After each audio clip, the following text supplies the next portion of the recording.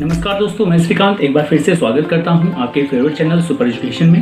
दोस्तों, आज हम विज्ञान का महत्वपूर्ण एक मॉडल पेपर लेकर आए हैं जो परीक्षा की दृष्टि से बहुत ही महत्वपूर्ण है। प्रत्येक एग्जाम के लिए बहुत ही महत्वपूर्ण है। अगर आप ग्राम विकास अधिकारी की तैयारी कर रहे हैं या रेलवे की तैयारी कर रहे हैं, BEO एग्जाम की तैयारी कर रहे हैं, तो इस वीडियो को आप जरूर से जरूर देखें क्योंकि वीडियो बहुत ही नॉलेजेबल होने वाला है। आइए देखते हैं कौन कौन से महत्वपूर्ण प्रश्न हैं, उनका आंसर जानते हैं। जो सबसे पहला प्रश्न है, मनुष्य के मस्तिष्क का वजन कितना होता है? तो आपको बता दें, मनुष्य के मस्तिष्क का वजन 1350 ग्राम होता है। याद रखिएगा, ऑप्शन में आपको किलोग्राम भी मिलेगा, ग्राम भी मिलेगा। तो बहुत केयरफुली तरीके से आपको ये क्वेश्चन करना है कि मनुष्य के मस्तिष्क का वजन कितना होता है। तो मनुष्य के मस्तिष्क का वजन 1350 ग्राम होता है। 1 किलो 350 ग्राम भी कह सकते हैं आप। इसके बाद अगला प्रश्न है, ऊँट की गर्भावधि काल कितनी होती है? ऊँट की गर्भावधि काल कितनी होती है? तो आपको बता दें 320 से 350 दिन होती है। 320 से 350 दिन। अगला प्रश्न, गाय और भैंस की गर्भावधि काल कितनी होती है? तो अगर बता दें, गाय की तो 380 दिन होती है और भैंस की अगर बात करें तो भैंस की 300 दिन होती है। गाय की 280 दिन और भैंस की 300 दिन होती है। इसके बाद अगला प्रश्न है कि पैतृकता सिद्ध करने में सहायक है। याद रखिएगा, पैतृकता सिद्ध करने में सहायक है तो DNA तथा फिंगरप्रिंट्स। डीऑक्सीराइबोज न्यूक्लिक एसिड, याद रखिएगा, इसका डबल हेलिक्स का मॉडल वॉटसन एंड क्रिक ने दिया था। इसके बाद अगला, दूध में पाई जाने वाली, दूध में कौन सी शर्करा पाई जाती है? याद रखिएगा, दूध में कौन सी शर्करा पाई जाती है? तो दूध में लैक्टोज शर्करा पाई जाती है। बहुत ही इंपॉर्टेंट प्रश्न है, याद रखिएगा, नोट कर लीजिएगा। दूध में कौन सी शर्करा पाई जाती है? तो दूध में लैक्टोज शर्करा पाई जाती है। इसके बाद अगला प्रश्न है कि मूत्र का निर्माण कहाँ पे होता है? तो मूत्र का निर्माण हमारे वक्र में होता है। याद रखिएगा, इसको वृक्क बोलते हैं या इसको हम किडनी बोलते हैं या गुर्दा बोलते हैं। अगला प्रश्न है, सबसे लंबा क्रम क्या है? तो टेप वर्म। याद रखिएगा, टेप वर्म। अगला प्रश्न है, प्रकाश वर्ष मात्रक किसका है? तो दूरी का प्रकाश वर्ष का मात्रक क्या है? दूरी। याद रखिएगा, प्रकाश वर्ष किसका मात्रक है? तो दूरी का मात्रक है। कपड़ा सुखाने तथा दूध से मक्खन निकालने वाली मशीन किस सिद्धांत पर कार्य करती है? तो अपकेंद्री बल के सिद्धांत पर कार्य करती है। याद रखिएगा, अपकेंद्री बल के सिद्धांत पर कार्य करती है।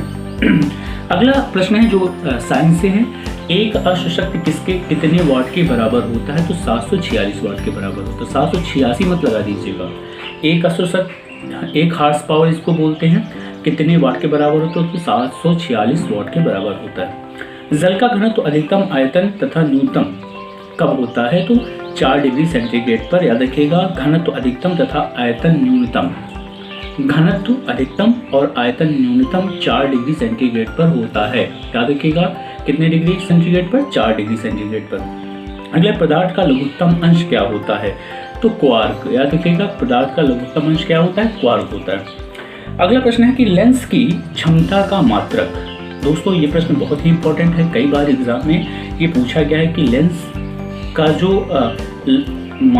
क्षमता होती है उसका मात्रा क्या होता है, उसकी नाप, जो उसकी क्षमता को मापता है उसका मात्रा क्या होता है? तो आपको बता दें, डायोप्टर कहते हैं। क्या कहते हैं? डायोप्टर कहते हैं। एक बार फिर से सुनिएगा, लेंस की क्षमता का मात्रा क्या होता है? लेंस की क्षमता का मात्रा डायोप्टर होता है। इंद्रधनुष में सबसे बीच का रंग कौन सा होता है? बहुत बार एग्जाम में पूछा गया है कि इंद्रधनुष में जो सबसे बीच का कलर जो होता है क्या होता है? तो हम आपको बता दें, ग्रीन कलर होता है, हरा कलर होता है। इंद्रधनुष में 7 रंग पाए जाते हैं और हमेशा इंद्रधनुष सूरज के विपरीत दिशा में बनता है। याद रखिएगा, सूरज के विपरीत दिशा में बनता है। कई बार एग्जाम में पूछा जाता है कि इंद्रधनुष कहाँ पर बनता है? तो सूरज के विपरीत दिशा में बनता है। रंग का प्रकीर्णन किस पर निर्भर करता है? तो तरंगदैर्घ्य पर निर्भर करता है। बहुत ही बार कई बार एग्जाम में पूछा गया है, महत्वपूर्ण प्रश्न ये भी है, नोट कर लीजिएगा। याद रखिएगा कि रंग का प्रकीर्णन किस पर निर्भर करता है? तो तरंगदैर्घ्य पर निर्भर करता है। रेटिना पर बना प्रतिबिंब कैसा होता है? कई बार एग्जाम में ये भी पूछा गया कि रेटिना पर कई ऑप्शन, जब भी ऑप्शन होते हैं तो हम कंफ्यूज हो जाते हैं कि कौन सा उल्टा बनेगा, सीधा बनेगा, वास्तविक बनेगा, क्या आभासी बनेगा। तो आपको बता दें, एक बार फिर से सुनिएगा, रेटिना पर बना प्रतिबिंब कैसा होता है? उल्टा, वास्तविक और वस्तु से छोटा। आप कह सकते हैं वास्तविक, उल्टा और वस्तु से छोटा। वास्तविक, उल्टा और वस्तु से छोटा। ये देखिए, प्रश्न आ गया, इंद्रधनुष कहाँ पर बनता है? इंद्रधनुष कैसे बनता है? तो सूर्य की विपरीत दिशा पे बनता है। अगला प्रश्न है कि विद्युत फ्यूज जो विद्युत फ्यूज होता है उसमें कौन कौन सा मिश्रण होता है, तो आपको बता दें तांबा, टिन और सीसा का मिश्रण होता है। तांबा, टिन और सीसा का मिश्रण होता है। अगला प्रश्न है, सूर्य प्रकीर्णन के कारण अंतरिक्ष यात्रियों को आकाश कैसा दिखाई देता है? आकाश कैसा दिखाई देता है? तो आकाश कैसा दिखाई देता है? काला दिखाई देता है।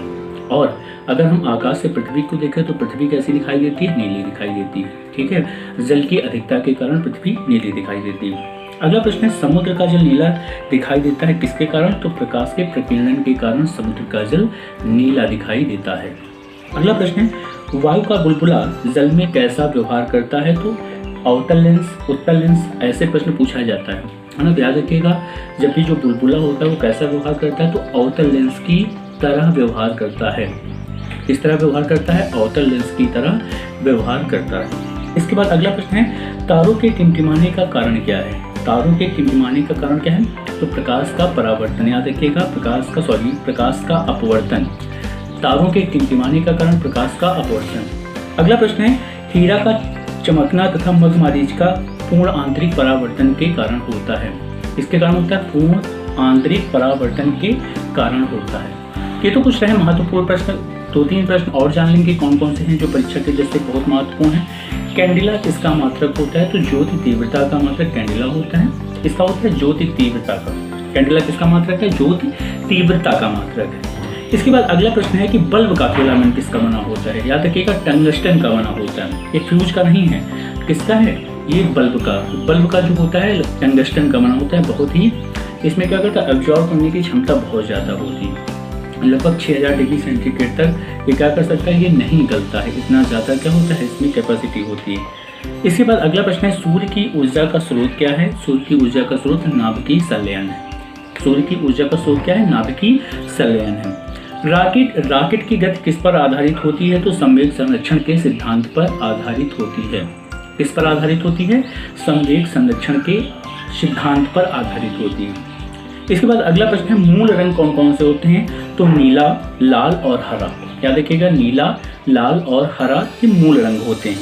इसके बाद अगला प्रश्न है, परमाणु बम किस सिद्धांत पर कार्य करता है? तो नाभिकीय विखंडन के सिद्धांत पर कार्य करता है। परमाणु बम के सिद्धांत पर कार्य करता है, परमाणु विखंडन के सिद्धांत पर कार्य करता है। इसके बाद अगला प्रश्न है, बिजली के बल्ब में कैसी गैस प्रयोग करी जाती है? तो अक्रिय गैस प्रयोग करी जाती है। याद रखिएगा, बिजली के बल्ब में कैसी गैस प्रयोग करी जाती है? तो अक्रिय गैस प्रयोग करी जाती है। ध्वनि का वेग सर्वाधिक होता है किसमें होता है? ठोस में होता है। वायु में होगा नहीं, जल में होगा नहीं, तो किसमें होगा? ठोसों में होता है। याद रखिएगा। इसके बाद ऊर्जा का मात्रक क्या होता है? बहुत बार एग्जाम में पूछा गया कि ऊर्जा का मात्रक क्या होता है? तो याद रखिएगा, ऊर्जा का एसआई मात्रक जूल होता है। क्या होता है? ऊर्जा का एसआई मात्रक क्या होता है? जूल होता है। हाँ, एक प्रश्न और आ गया कि हाइड्रोजन बम किस सिद्धांत पर कार्य करता है? तो हाइड्रोजन बम भी नाभिकीय संलयन के सिद्धांत पर कार्य करता है। याद रखिएगा, सूर्य और हाइड्रोजन बम नाभिकीय संलयन के सिद्धांत पर ही कार्य करते हैं। ग्रीन हाउस प्रभाव गैस कौन सी होती है? तो कार्बन डाइऑक्साइड, CO2। याद रखिएगा, carbon dioxide green house gas प्रभावित गैस है। याद रखिएगा। इसके बाद अगला प्रश्न, दाढ़ी बनाने, नाक तथा नाक कान की जांच करने में कौन से लेंस का प्रयोग किया जाता है? कौन से दर्पण का प्रयोग किया जाता है? तो अवतल दर्पण का प्रयोग किया जाता है। किस दर्पण का प्रयोग किया जाता है? अवतल दर्पण का प्रयोग किया जाता है। लास्ट प्रश्न है, सुराही का पानी ठंडा होता है वाष्पीकरण के कारण। किसके कारण ठंडा होता है? वाष्पीकरण के कारण। दोस्तों, अगर आपको ये वीडियो अच्छा लगा हो तो अपने दोस्तों के साथ इस वीडियो को जरूर से जरूर शेयर करें। BOE का एग्ज़ाम देने जा रहे हैं, ठीक है, ब्लॉक एजुकेशनल ऑफिसर का एग्ज़ाम अगर आप देने जा रहे हैं तो इस वीडियो को आप पूरा देखेंगे और अपने दोस्तों के साथ ज़्यादा से ज़्यादा इसको शेयर करेंगे। धन्यवाद।